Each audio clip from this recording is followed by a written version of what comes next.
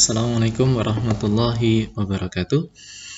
Apa kabar adik-adikku, mahasiswa Teknik Pengendalian Pencemaran Lingkungan semester 5. Hari ini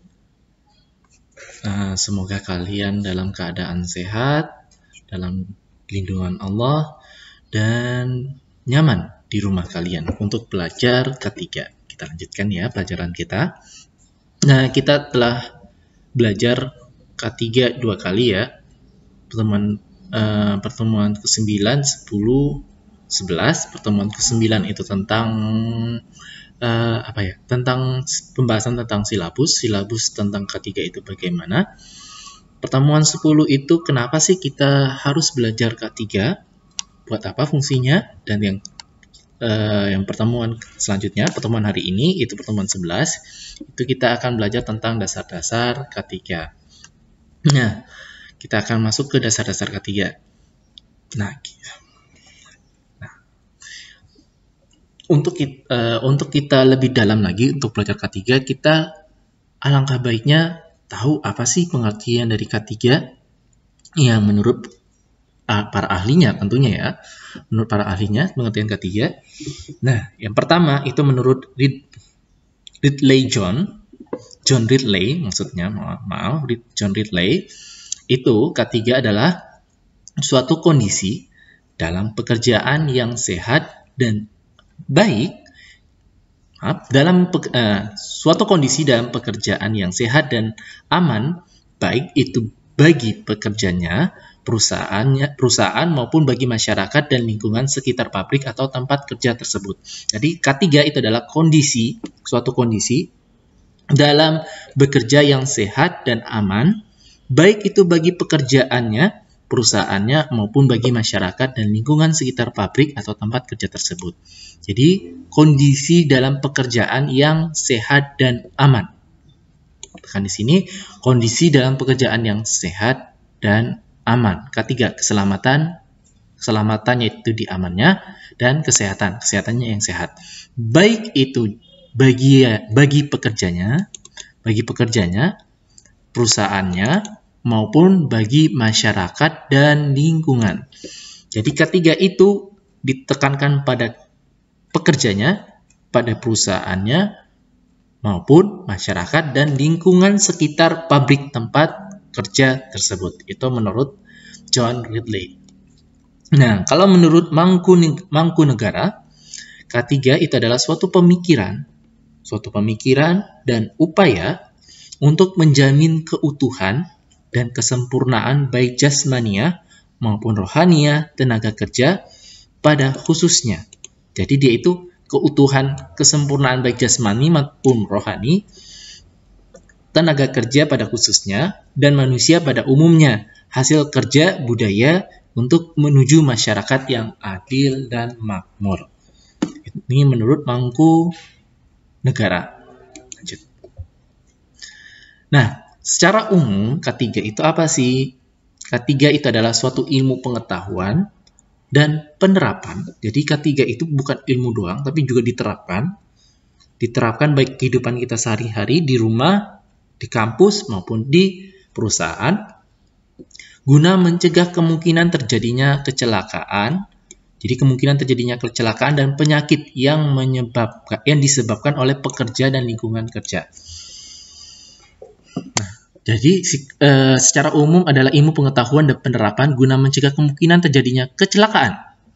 Jadi kecelakaan dicegah dan penyakit. Di sini ingat loh, penyakit. Jadi K3 itu tidak hanya menyangkut tentang eksiden kecelakaan, tetapi juga tentang penyakit yang disebabkan oleh pekerja dan lingkungan kerja. Makanya di sini K3 pada masa pandemi lebih ditekankan pada penanganan COVID-19 karena di sini ya secara umum. Nah, menurut American Society of Safety and Engineering atau ASSI, K3 diartikan sebagai bidang kegiatan yang ditujukan untuk mencegah semua jenis kecelakaan yang ada kaitannya dengan lingkungan dan situasi kerja. Jadi K3 itu dikaitkan sebagai bidang kegiatan. Jadi kegiatan yang ditujukan untuk mencegah semua jenis kecelakaan. Jadi semua jenis kecelakaan dicegah yang ada kaitannya dengan apa? Dengan lingkungan sekitar tempat kerja dan situasi kerja. Oke.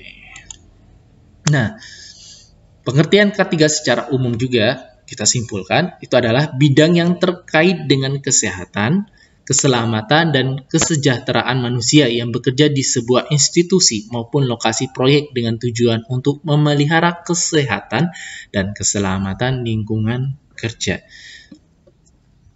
Jadi di sini bidang yang terkait dengan apa? Kesehatan, keselamatan, dan kesejahteraan manusia. Kenapa kesejahteraan manusia juga masuk di sini?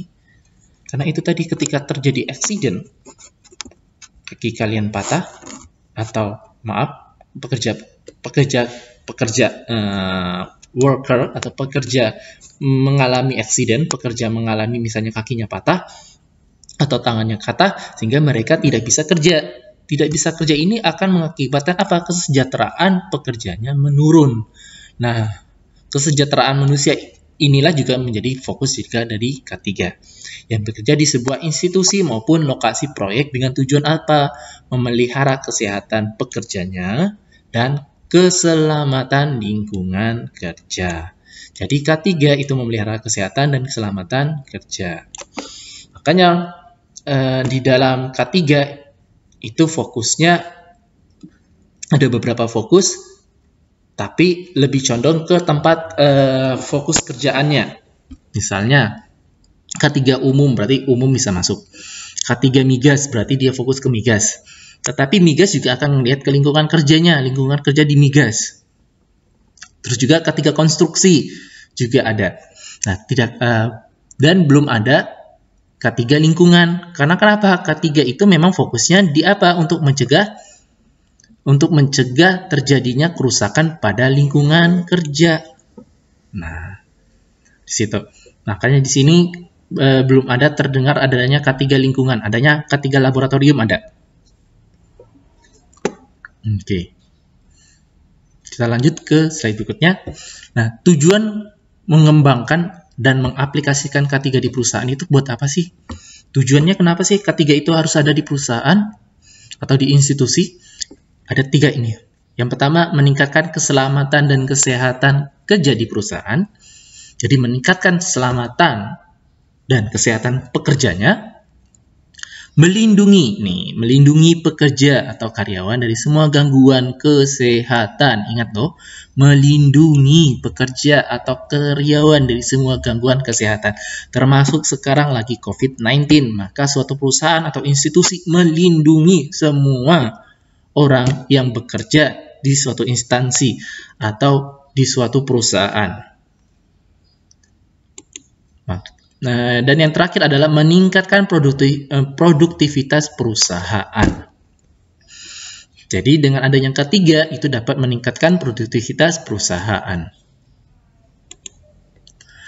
Nah, kenapa penting menjalankan program keselamatan kerja? Kenapa sih penting banget untuk menjalankan keselamatan kerja? Ini juga ada 4, yaitu mencegah kerugian fisik dan finansial yang bisa diderita karyawan. Mencegah kerugian fisik apa? Ketika terjadi eksiden, tergelincir, jatuh, patah kakinya, atau keselio kakinya, itu kerugian fisik. Atau bisa jadi menyebabkan kematian, itu kerugian juga. Finansial apa? Yang ngeluarin duit tadi kan, untuk berobat.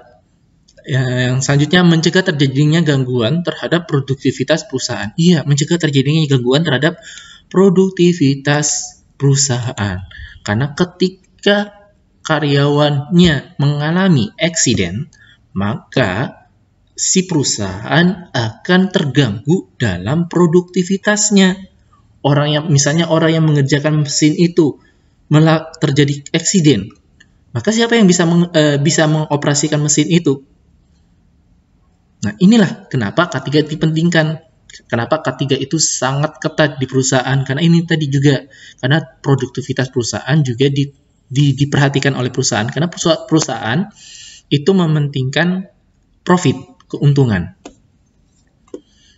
Yang ketiga, menghemat biaya premi asuransi. Iya nih, premi asuransi menghemat. Karena ketika terjadi eksiden, maka perusahaan akan mengeluarkan premi asuransi yang lebih. Menghindari tuntutan hukum juga. Tuntutan hukum ini juga karena K3 dilindungi oleh hukum. Ketika banyak terjadi eksiden, kematian, apalagi kematian di tempat kerja, maka si perusahaannya bisa dituntut hukum. Contoh K3. Apa aja sih contoh K3 itu?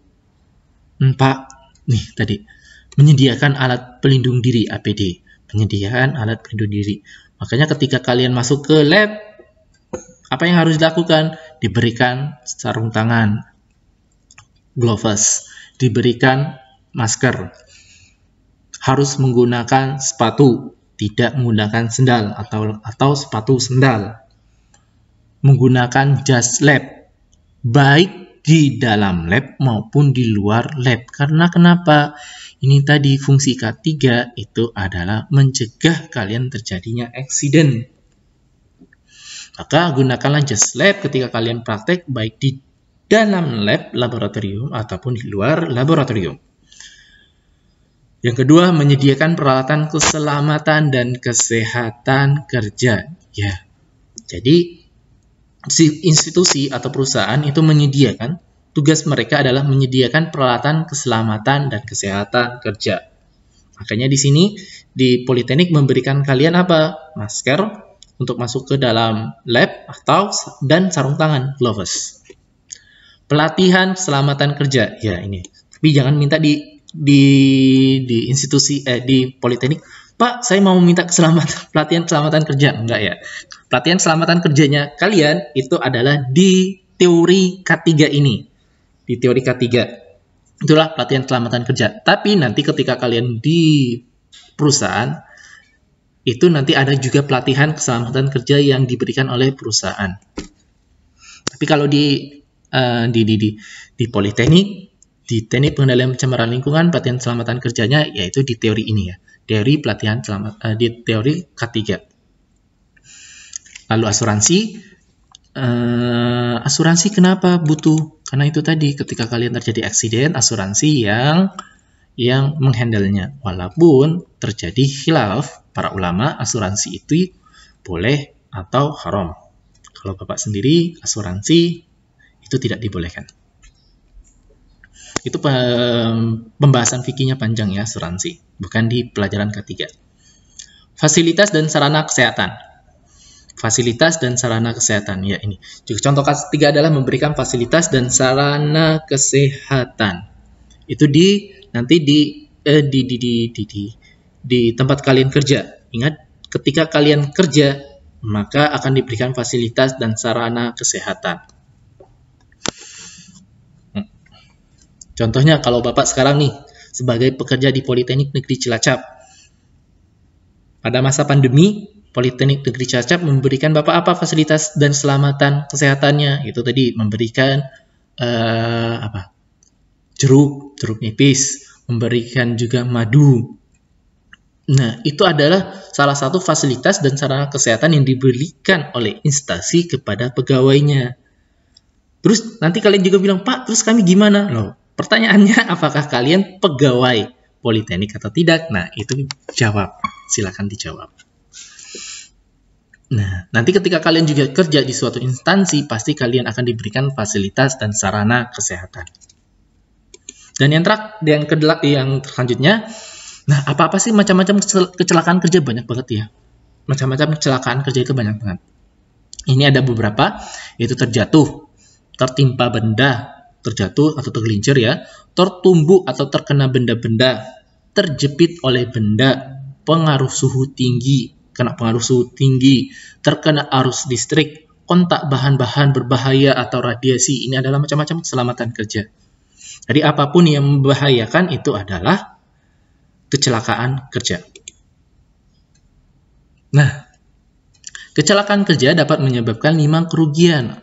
5K atau disingkat dengan 5K. Apa aja itu menyebabkan kerugiannya? Yaitu kerusakan. Ketika terjadi eksiden, pasti terjadi kerusakan. Ketika kalian jatuh, bisa jadi kerusakannya apa? Pada kalian. kerusakan misalnya kesleo. Atau pada alat, misalnya kalian terjatuh gara-gara ada kabel yang menggelintang atau yang ada di situ, sehingga kabelnya akhirnya bisa jadi putus. Nah, terjadi kerusakan juga pada alat.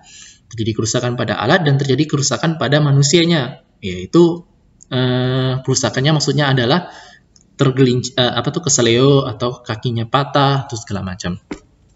Yang kedua, kekacauan organisasi atau perusahaan. Benar nih, kekacauan organisasi atau perusahaan. Loh, kenapa Pak bisa terjadi kekacauan organisasi atau perusahaan? Ini ketiga menyebabkan kekacauan dan organisasi perusahaan. Karena apa? Karena ketiga, kekacauan organisasi perusahaan ketika terjadi accident itu jangan dipikir ya simpel ya, terjatuh atau terjadinya kematian. Bisa jadi accident itu suatu industri yang meledak, misalnya industri kimia. Bisa dibayangin nggak? Misalnya apa ya? Dulu kayaknya pernah ya, Pertamina itu terjadi accident, tempat penyimpanan minyaknya itu terbakar. Nah, terbakar akhirnya ya itu tadi, terbakar saat terjadi accident yang besar yang menyebabkan kerugian si organisasi atau Pertamina itu tadi. Nah, kerugian ini akan menyebabkan kekacauan organisasi atau perusahaan. Itu tadi. Keluhan dan kesedihan. Nah, keluhan dan kesedihan kenapa ini masuk juga? Keluhan dan kesedihan. Iya, karena misalnya si pegawai kerja di suatu perusahaan, terus terjadi accident dan accidentnya itu levelnya tinggi, misalnya terjadi kematian kepada si pegawai, maka keluarga pegawai akan mengalami keluhan dan atau kesedihan. Nah, ini juga diperhatikan pada K3, pada office safety